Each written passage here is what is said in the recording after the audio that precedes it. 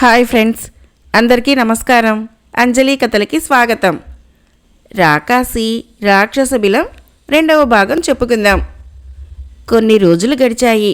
సత్యనాగుకి రోజులు గడుస్తూ ఉంటే భయంగా ఉంటోంది. తను ఆ డబ్బు రాక్షసుడికి ఇయ్యలేడు, ఆహారంగా పోవాల్సిందే. తను ఏ రీతిలో పెళ్లికి డబ్బు తెచ్చాడో భార్యకి చెప్పాడు. తన కోసం సాహసం చేసిన అతన్ని మనసారా అభినందించి తండ్రితో చెప్పి ధనం ఇప్పిస్తానంది. కానీ అమరయ్య డబ్బు మనిషి, ఒక్క దమ్మిడీ కూడా ఇవ్వనన్నాడు. నీ ఏడుపు నువ్వేడు, బ్రతికినా సరే చచ్చినా సరే అన్నాడు. అంజమ్మ అతను అల్లుడని, తమ కుమార్తె సుఖం అతడితో ముడిపెట్టబడి ఉందని గుర్తు చేసినా అమరయ్య మూర్ఖంగా తిరస్కరించాడు. ఉన్న ఒక్క ఆశ పోవటంతో సత్యనాగు ధనం సంపాదించడానికి బయలుదేరతానన్నాడు. తాను కూడా వస్తానంది. మగవేషంలో అతన్ని బలరాజుగా అనుసరించింది. బలరాం వర్మ అంతా విని, భానుమతి నా ప్రాణదాత, ఆమె మాంగళ్యాన్ని మేము కాపాడుతాం. రాక్షసుకి ఇయ్యాల్సిన ధనం మేమిస్తాం, రేపే ఇచ్చేసిరా అని చెప్పాడు. సత్యనాగు భానుమతిల ఆనందానికి అంతులేదు. కళామయి మంచి పనులు ఆలస్యంగా చేయకూడదని వెంటనే కోశాధికారిని పిలిపించి డబ్బు ఇప్పించింది. సత్యనాగు డబ్బు తీసుకుని త్వరలో వచ్చేస్తానని భార్యకు చెప్పి బయలుదేరాడు. కళామయి తన చెలికెత్తలతో తన విహారానికి వెళ్ళింది. ఆమెకు వేట అంటే ఇష్టం. చెలికత్తెలు వద్దంటున్నా ఒక లేడిపిల్లని బాణం ఎక్కుపెట్టి తరుముకుంటూ పోయింది. లేడిపిల్ల పొదలో దూరింది. అటువైపే చూస్తున్న ఆమె వెనక చూసుకోలేదు. కాలి క్రింది రాయి బెసిగి లోయలో జారి పడబోయి పైకి వచ్చిన చిన్న చెట్టును పట్టుకొని లోయలో వ్రేలాడుతోంది. పైకి ఎగబ్రాకటం ఆమెకు అసాధ్యంగా తోచింది. పట్టు దొరకటం లేదు. ఇంతలో గుర్రం మీద కాశీ యువరాజు సుందరచంద్ర అటు వస్తూ వేలాడే రాకుమారిని చూశాడు. గుర్రం దిగాడు. అంత ఆపదలోనూ ఆమె రక్షించండి అని అరవకపోవటం చూసి ఆశ్చర్యపోయాడు. మా సాయాన్ని అభ్యర్థిస్తే రక్షిస్తాము అన్నాడు గర్వంగా. కళామయి అభిమాని, ఆపదలో కూడా ఆత్మగౌరవం పోగొట్టుకోదలుచుకోలేదు. పశువు అడిగితే గడ్డి వేస్తానన్నట్లుంది అన్నది. సుందరచంద్ర నవ్వి, మీరు పశువుని ఒప్పుకున్నట్లే కదా అన్నాడు. నేను పశువు అయినప్పుడు మీరు మూర్ఖుడే అవుతారు కదా అంది సమాధానంగా. అతను త్రుళ్ళిపడ్డాడు. చెయ్యి చాచి ఆమెను పైకి తీశాడు. మీ సాయానికి కృతజ్ఞురాల్ని. మాతంగుపురి మీకు రుణపడి ఉంది అంది చేయి ఎత్తి నమస్కరించి. ఇంతలో ఆమె చెలికత్తెలు రావటంతో వెళ్ళిపోయింది. కొన్ని రోజులు గడిచాయి. ఆ సంఘటన యువ హృదయాలపై చెరగని ముద్రలేసింది. ఒకరిని ఒకరు చూసుకోవాలని అనిపించింది. పిలుపులేనిదే రాజ్యాలకి వెళ్ళలేరు కదా. ఆమె తిరిగి వనవిహారానికి వెళ్ళింది, అతడు రావచ్చు అన్న ఆశతో. నదిలో జలకాలాడి చెలికత్తెలతో భోంచేస్తుంది కళామయి. నిన్ను రక్షించిన రాజకుమారునే పెళ్ళాడు అని ఓ చెలికత్తె కోరింది. నాకేం అభ్యంతరం లేదు, అయినా నా వ్యక్తిత్వం పోగొట్టుకోలేను. రేపు పెళ్ళయ్యాక అతడు నేను కోరిన స్థాయిలో అభిమానించకపోతే ఆడది అబల కాదని సబల అని, ఆమె పురుషుడికి ఎందులోనూ తీసిపోదని రుజువు చేస్తాను అంది కళామయి ఆవేశంగా. ఆమె మాటలు అంతకుముందే వచ్చినా సుందరచంద్ర విన్నాడు. ఆమె అందచందాలే కాదు, ఆత్మాభిమానం కూడా తెలిసింది అతడికి. ఆమెని తనది చేసుకోవాలనిపించింది. రాజ్యానికి పోయాక తండ్రికి చెప్పాడు. రాయబారం పంపించాడు. సమాన స్థాయి రాజవంశాలే కాబట్టి వారి వివాహం జయప్రదంగా జరిగిపోయింది. కుమార్తె అత్తవారింటికి వెళుతూ ఉంటే వజ్రపు టుంగరాన్ని బహుకరించాడు బలరాం వర్మ. అవసరమైతే ఉపయోగించుకో అని చెప్పాడు. కళామయి దాన్ని తీసుకొని వేలుకు పెట్టుకుంది. ఆమె కాశీ రాజ్యానికి వచ్చేసింది. ఎంతో ఆనందంగా వచ్చిన ఆమెకు నిరాశే మిగిలింది. రాజ్యానికి వచ్చాక సుందరచంద్ర ఒక్కనాడు తన భవంతికి రాలేదు. పట్టాభిషేకం అయిన కొత్త కదా, రాజకీయాల్లో మునిగి తేలుతున్నాడేమో అనిపించి తాను స్వయంగా అతడి దర్శనానికి వెళ్ళినా ఇప్పుడు ఖాళీ లేదు అని పరిచారికతో కబురు పెట్టేవాడు. ఇలా 6 నెలల్లో ఆమె 6 సార్లు పోయినా ముఖం కూడా చూపించలేదు. ఆమె ఆత్మాభిమానం ఏపాటిదో అతడు పరీక్షించుతున్నాడని ఆమెకు తెలియలేదు. ఇలా 6 నెలలు గడిచాయి. కళామయికి జీవితం నిస్సారంగా కనిపించింది. అయినా తన బాధని దిగమ్రింగుకుంది. ఎవరికీ చెప్పి ఏడవలేదు. ఇక తన భర్త భవంతికి పోకూడదని, అతడి ఆహ్వానం లేనిదే వెళ్ళకూడదు అని నిశ్చయించుకుంది. చెలికత్తె మందాకినికి రాణి బాధ తెలుసు. ఆమె చెప్పకపోయినా ఉద్యానవనంలోని పార్వతీ గుడికి పోయి ప్రార్థించు, నీ కోరిక నెరవేరుతుంది. పార్వతి అలా ప్రార్థించే శంకరుణ్ణి చేసుకుంది అంది చెలికత్తె. కళామయి అర్ధరాత్రి వేళ ఉద్యానవనంలోని గుడికి చేరుకుంది. అంత రాత్రివేళ ఆమె ఎందుకు వెళుతుందో తెలియక నగర సంచారం చేస్తున్న సుందరచంద్ర ఆమెను చూసి వెనకాలే వచ్చాడు. కళామయి గర్భగుడిలో నిలబడి, నా భర్తకి సకల విజయాలు కలుగుచేయి తల్లి అంది. వెనకాల ఉన్న సుందరచంద్ర, నీ బాధ చెప్పుకోక దేవికి మా గొడవలెందుకు అన్నాడు. భర్తను చూసి ఆమె కళ్ళు తళతళలాడాయి. మీ విజయాలు నావి కావా ప్రభు? మీరు వేరు, నేను వేరునా? నేను బాధపడుతున్నానని మీకెవరు చెప్పారు అంది. సుందరచంద్ర నవ్వి, ఆనందంగా ఉండేవారు అర్ధరాత్రి గుడికి రారు. ఆ రోజు అరణ్యంలో ఆడది అబల కాదు సబల అని రుజువు చేస్తారన్నావు, చేశావా? నువ్వు ఆ పని చేసేదాకా నీ భవంతికి రాను అన్నాడు. నా ప్రాణనాథుడి అభిమానం చూరగొనటానికి ఏదైనా చేస్తాను అంది సమాధానంగా. సుందరచంద్ర గుర్రం ఎక్కి వెళ్ళిపోయాడు. కళామయి కొన్ని రోజుల పాటు ఆలోచించింది. తను సబల అని రుజువు చేసుకుంటే అది అవమానంగా భావించి భర్త తనని వదిలేస్తాడు. మరి ఎలా? ఈ చిక్కుముడి విప్పటం, తను రుజువు చేసేదాకా ముఖం కూడా చూపించనని చెప్పాడే. కళామయికి ఓ మార్గం తోచింది. తండ్రి ఇచ్చిన ఉంగరం చెలికత్తెకి ఇచ్చి, ఇందులోని వజ్రం మార్చి ఇమ్మను, మా నాయనగారిని తొందరగా పోయిరా అంది. చెలికత్తె 2 రోజులు పయనించి మాతంగపురి చేరుకొని బలరాం వర్మకి ఉంగరం ఇచ్చింది. చెలికత్తెని 2 రోజులు ఆగమని ఆమెకి విడిది కేటాయించాడు. బలరాం వర్మ తన మందిరంలోకి పోయి ఉంగరంలోని వజ్రం తీశాడు. లోపల చిన్న తాళపత్రం ఉంది. కష్టాలలో ఉన్నాను. మగవారి దుస్తులు, మంచి గుర్రం, బాణాలు, కత్తి పంపవలను. ఇది మనిద్దరి మధ్య ఉండాలి, ఎవరికీ తెలియచేయవద్దు. ఆ సందేశం చదివి ఖిన్నుడయ్యాడు బలరాం వర్మ. త్వరలోనే నీ కోరిక తీరుస్తాను అనే సందేశము ఉంగరం ద్వారా మరలా పంపాడు. కొన్ని రోజులు గడిచాయి. కళామయి తన భవంతి వెనక ఉన్న పూదోటలోని చలువరాతి బల్లపైన ఓ వెన్నెల రాత్రి కూర్చొని ఉండగా రాకుమారి కళా అన్న మాటలు పూల పొద నుంచి వినిపించాయి. అది తనకి పరిచితమైన గొంతే. ఎదరికి వెళ్ళింది. పూల మొక్కల్ని దాటుకొని భానుమతి వచ్చింది. రాకుమారి, మీరు కోరిన వస్తువులు మీ నాన్నగారు నా ద్వారా పంపారు.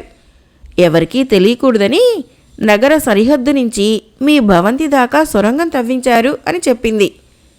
తండ్రి నైపుణ్యానికి ఆమె ముగ్ధురాలైంది. సొరంగంలో గుర్రము, ఆయుధాలు, బట్టలు ఉన్నాయి. తండ్రి గురించి, ఆమె భర్త సత్యనాగు గురించి అడిగింది. రాకాసి దగ్గరికి వెళ్ళిన ఆయన రాలేదు. రోజు ఒక యుగంలా ఎదురు చూస్తున్నాను. మరికొన్ని రోజుల్లో రాకపోతే నేనే వెతుక్కుంటూ వెళతాను. రాకుమారి, నీకు మగవేషం ఎందుకు వేయాలనిపించింది? భానుమతి ఆసక్తిగా అడిగింది. దానికి ప్రేరణ నువ్వే. నువ్వు భర్తతో కలిసి బ్రతుకు తెరువు వెతుక్కుంటూ వచ్చావు. నేను భర్త కోసం, బ్రతుకు కోసం ఆ వేషం వేస్తున్నాను. అదే మనకిద్దరికీ తేడా. నా గురించి ఏం ఆందోళన పడవద్దని నాయనగారికి చెప్పు. ఎప్పుడైనా రావాల్సి వస్తే ఈ మార్గానే రా అని చెప్పింది కళామయి. భానుమతి వెళ్ళిపోయింది. కళామయి తన కార్యక్రమాన్ని సమీక్షించుకుంది. మర్నాడు మగవేషంలో రాజపుత్రునిగా తయారయ్యి గుర్రం ఎక్కిపోతూ చెలికత్తెకి తన వివరాలు ఎవ్వరికీ చెప్పవద్దని ఆదేశించింది. మహారాజు దగ్గర నుంచి కబురు వస్తే ఒంట్లో బాగాలేదని చెప్పమంది. చెలికత్తె అంగీకారంగా తల ఊపింది. కళామయి రాజదర్బారుకు వెళ్ళింది. మహారాజు సుందరచంద్ర, మంత్రులు, ప్రజలు గంభీరంగా ఉన్నారు. ఓ వ్యక్తిని అడిగింది ఎందుకలా ఉన్నారని. అడవి సింహము గ్రామాల్లోకి చొచ్చుకొని వచ్చి మనుషుల్ని, పశువుల్ని చంపివేస్తోంది. దాన్ని పట్టుకోవాలని ఎందరో వీరులు హతులయ్యారు. నిన్న మహారాజు కూడా స్వయంగా ప్రవర్తించి అదృష్టవశాత్తు సింహం మీద పడినా విదిలించుకొని చెట్టు ఎక్కి ప్రాణాలు రక్షించుకొని వచ్చాడు. మహారాజులకే వశం కాకపోతే ఇంకేం చేస్తారు? ఇతర రాజ్యాల నుంచి వేటగాళ్ళని రప్పిద్దామనుకుంటున్నారు. కళామయి లేచి, మహారాజా, ఆ అవకాశం నాకిస్తే సింహాన్ని చంపుతాను అంది. సుందరచంద్ర అతన్ని చూసి, పరదేశీవా అని అడిగాడు. అవును, కళామయి తన పేరు కళావర్మ అని సముద్ర తీర రాజ్యం నుంచి కాశీకి బ్రతుకు తెరువు కోసం వచ్చానని చెప్పింది. ఆ సింహాన్ని నువ్వు సంహరిస్తే మంచి పదవి ఇస్తాను. అది చాలా వయసులో ఉన్న సింహం. దాన్ని చంపడంలో నువ్వే చనిపోవచ్చు. బాగా ఆలోచించుకొని ఒక నిర్ణయానికి రా అని సుందరచంద్ర చెప్పాడు. నేను ఒక నిశ్చయానికి వస్తే తిరిగిపోను. ఏది ఏమైనా సరే రాజపుత్రుడిగా పిరికితనం పనికిరాదు అంటూ తనకే వస్తువులు కావాలో చెప్పింది. మహారాజు సేనాపతిని ఆదేశించాడు. వెంటనే ఆ వస్తువులు అందజేయమని చెప్పాడు. మర్నాడు సాయంత్రం సింహం బాగా సంచరించే అడవి మొగలో లోహంతో చేసిన పెద్ద మనిషి బొమ్మను పెట్టింది కళామయి.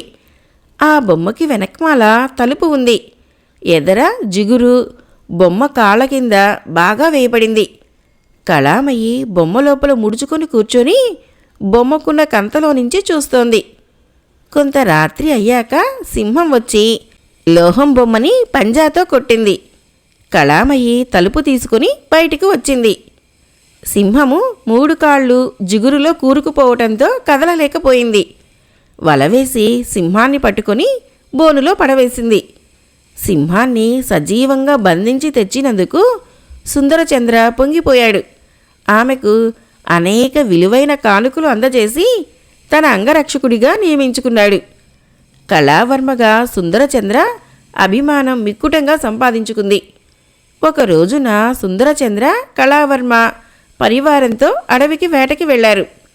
కళావర్మ ఓ చిరుతని వేటాడాడని తను పులిని చంపాలన్న పట్టుదలతో ఉన్నాడు సుందరచంద్ర. 2 రోజులైనా వేట ముగియలేదు.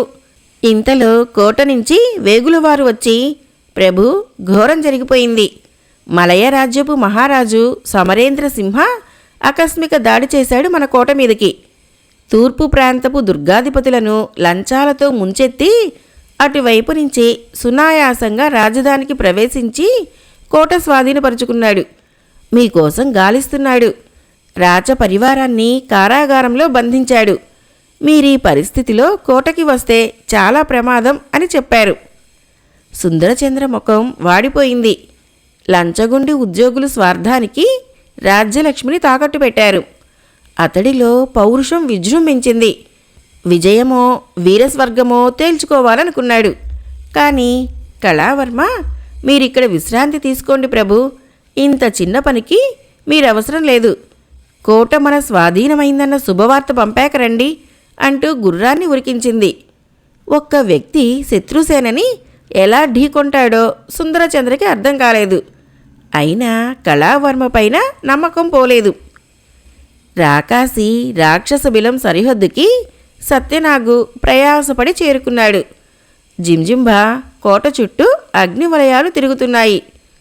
ఎవరూ ఆ వలయాలు దాటిపోలేరు. రాకాసి బంట్లు సత్యనాగుని బంధించి తమ ఏలిక దగ్గరకు తీసుకుపోయారు. సత్యనాగు 50,000 వరహాలు తెచ్చానని ఇచ్చాడు. ఓరిపిడిగా, నిన్ను తిందామనుకుంటే నాకే టోకరా ఇచ్చావు. సరే, నువ్వు నాకొక పని చేసి పెట్టాలి అన్నాడు. రాజలోకమంతా నీకు దాసోహం అంటూ ఉంటే నేనేం చేయగలుగుతాను నీకు రాక్షసరాజా అన్నాడు సత్యనాగు వినయంగా. జింజింబా అతన్ని తన ఏకాంత మందిరంలోకి తీసుకుపోయాడు. అది పచ్చటి సరోవరంలో తేలే భవనం. అంతరంగ మందిరంలో రాక్షస గురువు పద్మాసనంలో కూర్చొని ఉన్నాడు. జింజింబా సత్యనాగుని చూపి, ఇతడి ద్వారా మన పని కానిచ్చుకోవాలి గురుదేవా అన్నాడు. రాక్షస గురువు అంగీకారంగా తల ఊపాడు. భూలోకాన్ని జయించిన జింజింబాకి పాతాళాన్ని కైవసం చేసుకోవాలనిపించింది. పాతాళం మీద దండయాత్ర చేద్దామంటే సరిహద్దులో పెద్ద వృత్తాకార శిలలు ఉన్నాయి. జింజింబాకి తన శక్తులతో వాటిని విచ్ఛిన్నం చేయటం సాధ్యం కాలేదు. రాక్షస గురువు సలహా అడిగాడు. నరయాగం చెయ్యాలి అన్నాడు ఆ రాక్షస గురువు. ఆ బూడిదని శిలల మీద వేస్తే మంచులాగా కరిగిపోతాయని, సులభంగా పాతాళాన్ని కైవసం చేసుకోవచ్చని చెప్పాడు. ఆ నరయాగానికి కావలసిన నరుడు అమావాస్య, ఆదివారం, అర్ధరాత్రి, అశ్వనీ నక్షత్రంలో శ్మశానంలో జన్మించిన వాడై ఉండాలి. అతడు స్వయంగా ఆత్మహత్యకి ఎవరి ప్రోద్బలం వల్ల కాకుండా ప్రయత్నించి చనిపోవాలి. ఆ శవాన్ని తెచ్చి యాగం చేయాలి అన్నాడు రాక్షస గురువు. జింజింబా అడిగాడు, మరి అలాంటి నరుడు ఎవరు? పుట్టాడా, పుడతాడా అని రాక్షస గురువు మాయాదర్పణంలో చూపించాడు. అడవిలో తిరుగుతున్న కాశీరాజు సుందరచంద్ర కనిపించాడు. జింజింబా ముఖం వికసించింది. ఏదో ఆలోచించి, మన అంచనా తప్పవటం లేదు, పరోక్ష పరిస్థితులు కల్పించాము. సత్యనాగు, నువ్వు కాశీరాజ్యం పోయి మహారాజు ఆత్మహత్యకు ప్రయత్నించేలా పరోక్షంగా ప్రయత్నించు. ఆ శవాన్ని తీసుకువచ్చి మాకియ్యి. మా కోరిక తీర్చావా, నిన్ను ఏదో ఒక రాజ్యానికి ప్రభువుని చేస్తాము అన్నాడు. సత్యనాగు అంగీకరించాడు. పక్షి ఈకల దుప్పటిలా కనపడకుండా ఉండేది కావాలన్నాడు సత్యనాగు. జింజింబా ఇచ్చాడు ఓ దుప్పటి. సత్యనాగుని సంతృప్తపరచడానికి తమ అతిథిగా ఉంచుకున్నాడు. నృత్య గానాలు ఏర్పాటు చేశాడు. దీవి అంతా చూపించాడు. ఆ రాక్షసుడి బలాన్ని ఎవరు ఢీకొట్టగలరు అనుకున్నాడు సత్యనాగు. అర్ధరాత్రయింది. సత్యనాగుకి నిద్ర పట్టలేదు. వసారాలో నిలబడి చూస్తున్నాడు. దీవిలో రంగురంగుల దీపాలు వెలుగుతున్నాయి. జింజింబా మొసళ్ల రథం మీద ఎక్కడికో వెళుతున్నాడు. రాక్షస గురువుని రమ్మని పిలుస్తున్నాడు. నువ్వు పోయిరా, నేను అవసరం లేదు అంటున్నాడు గురువు. సత్యనాగు పక్షి ఈకల దుప్పటిని కప్పుకొని మొసళ్ల రథం ఎక్కాడు. జింజింబా సురాపానం చేస్తూ గర్వంగా మీసాలు దువ్వుకుంటూ ముసళ్ల రథం పోనిస్తున్నాడు. అది సగం దూరం వెళ్ళాక విషబాణంతో ఓ ముసల్ని చంపేశాడు.